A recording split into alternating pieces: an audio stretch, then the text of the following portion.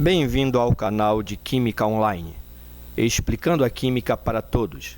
Vamos agora estudar mais profundamente algumas propriedades físicas muito importantes, tá? Como eu já mostrei para vocês, as propriedades físicas, elas se apresentam na forma de constantes, de valores, né? Pois elas são, em geral, mensuráveis. Você consegue medi-las. E quando você mede, você vai ter valores.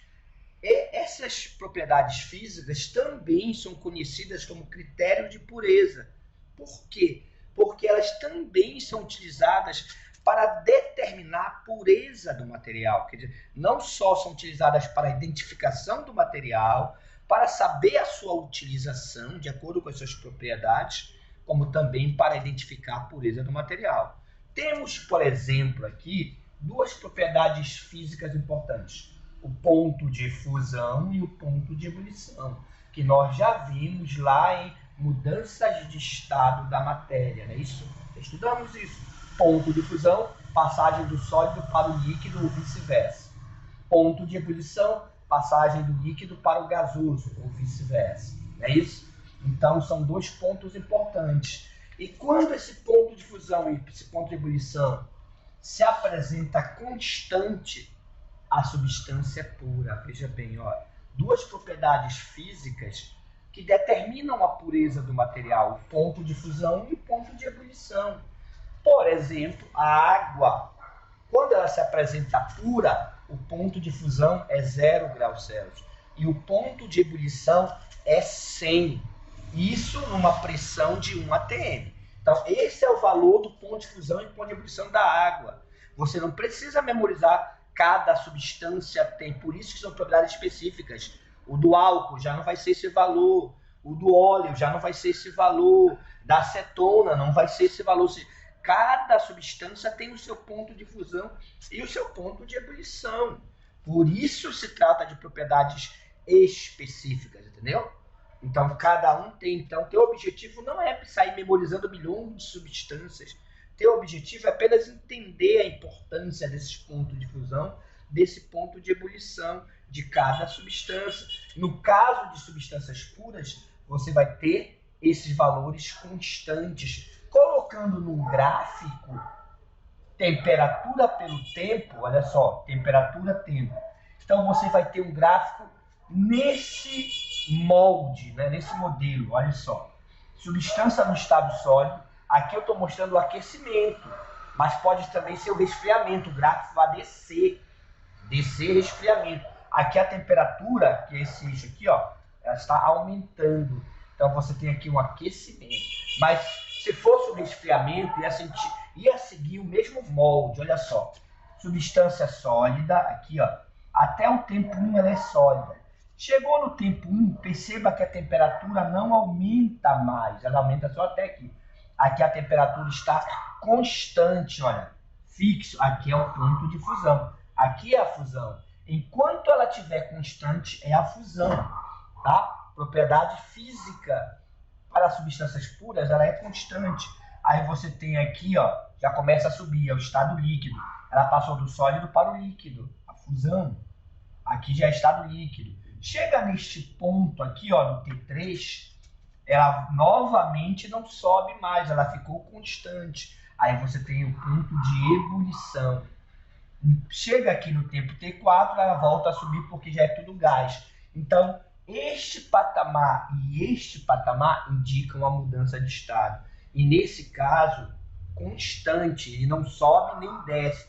Ele fica paralelo ao eixo, tá, aqui do tempo.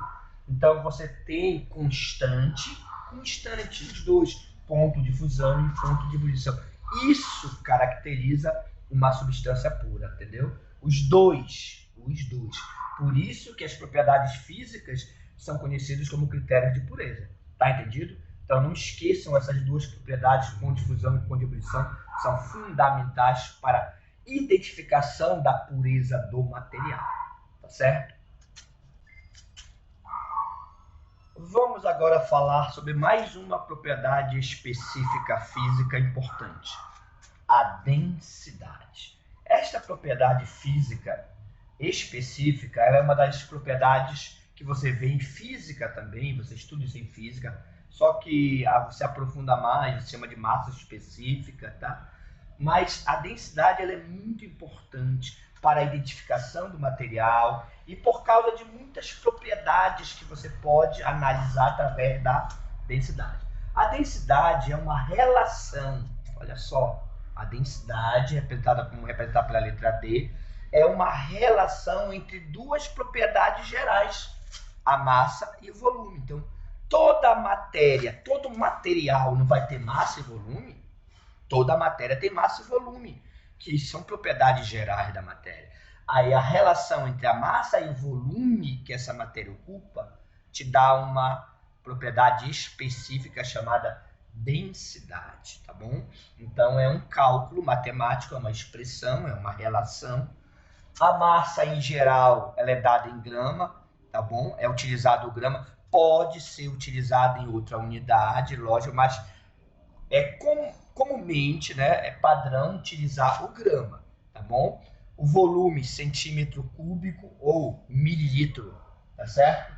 Se ele não te der nesses valores, nessas unidades, provavelmente você vai ter que transformar, preste atenção, transformação de unidade.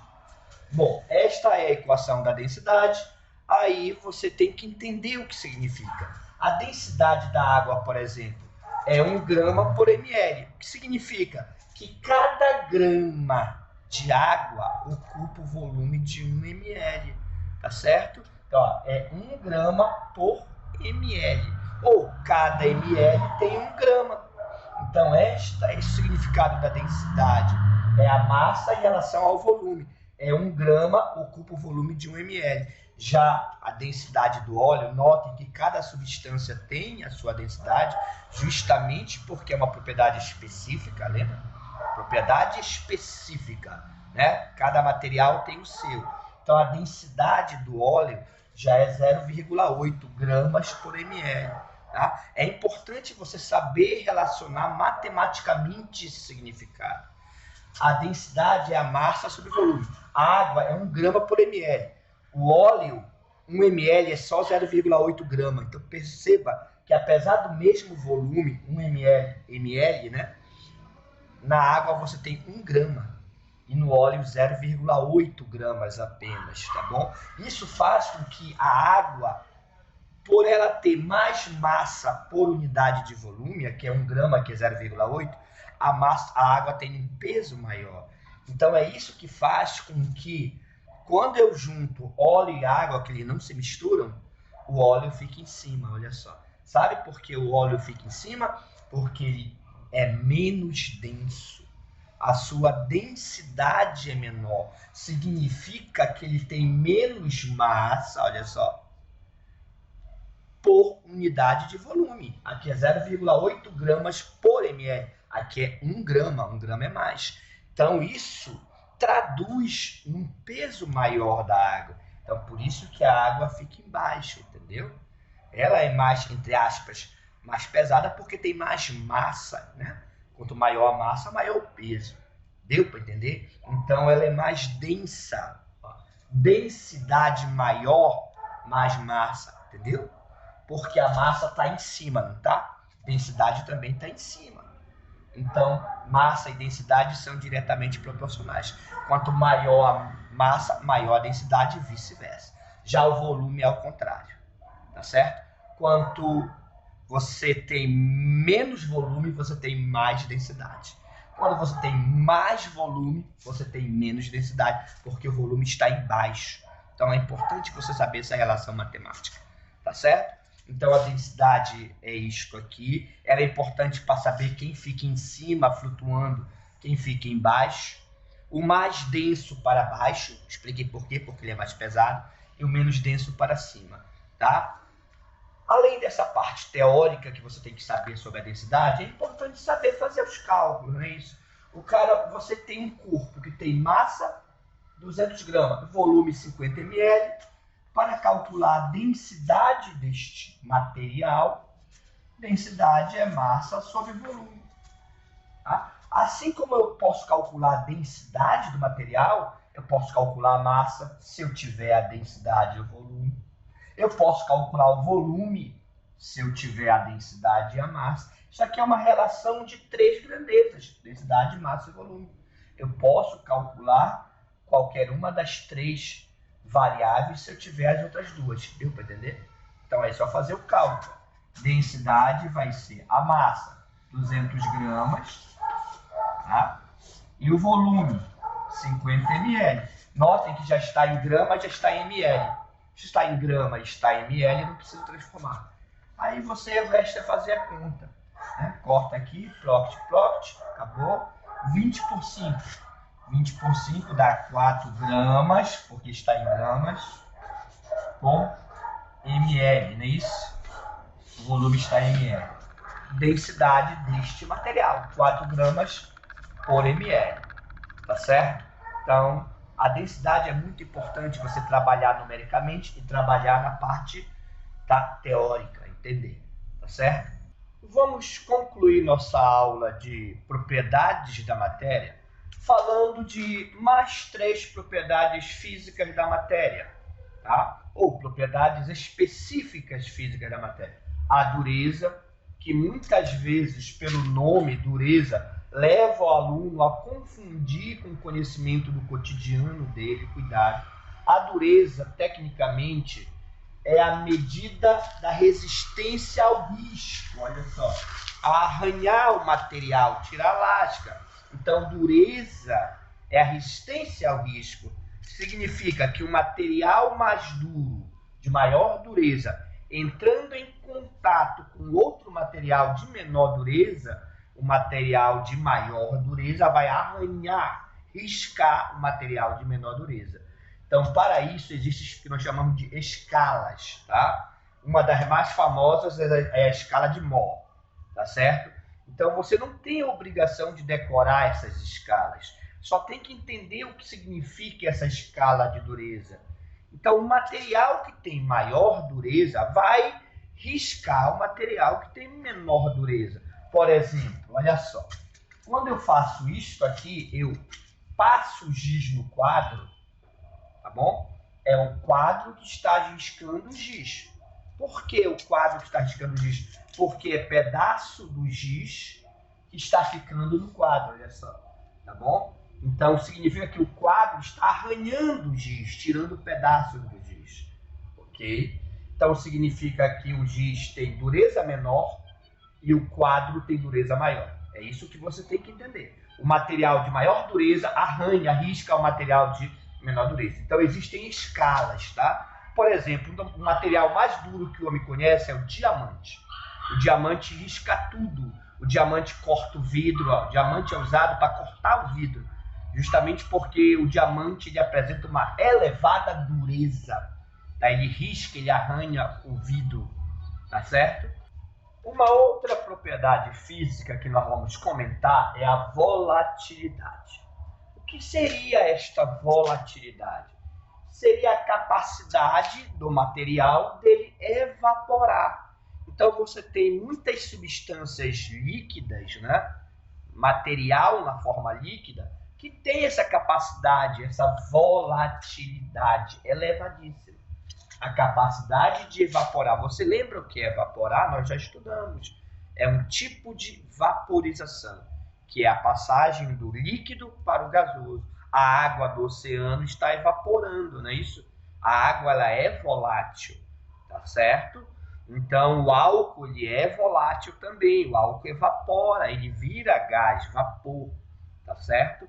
Então, isso é chamado de volatilidade. Você tem que saber que cada substância, cada líquido, ele pode ter a sua volatilidade. É uma propriedade específica. E essa volatilidade, mais importante, ela depende do ponto de ebulição do material. Nós já estudamos que cada material tem o seu ponto de ebulição, né? Uma propriedade específica também. Então, de acordo com esse ponto de ebulição, ou seja, quanto mais alto for esse ponto de ebulição, menos volátil é a substância, tá bom? Então, há uma relação aqui inversa entre ponto de ebulição e volatilidade, tá certo? Deu para entender? Então, é isso que você tem que entender aí. Bom, e outra propriedade, para concluir, vamos falar sobre a solubilidade. A solubilidade, tá, é a capacidade de se dissolver do material, de um material se dissolver, se misturar com outro material. Quando o material se mistura com o outro, você chama de solubilidade. Por exemplo, quando você bota água e óleo, você percebe que o óleo ele não se mistura com a água. A solubilidade do óleo na água praticamente zero. Ele não apresenta solubilidade, entendeu? Ok? É muito baixo. Então, praticamente zero. Por quê? Né? Porque ele não tem a capacidade de se dissolver, de se misturar com aquela água. Então, isso é chamado de solubilidade. É uma propriedade física também. O sal de cozinha, por exemplo, a solubilidade dele em água é de 360 gramas por litro, olha só. Significa que 1 litro de água você pode botar 360 gramas, tá? De sal em uma determinada temperatura, porque isso tem a ver com a temperatura. A gente vai estudar isso mais adiante, tá? Bem melhor. Mas aqui o que eu quero é que você entenda que isso é uma propriedade física, solubilidade, tá?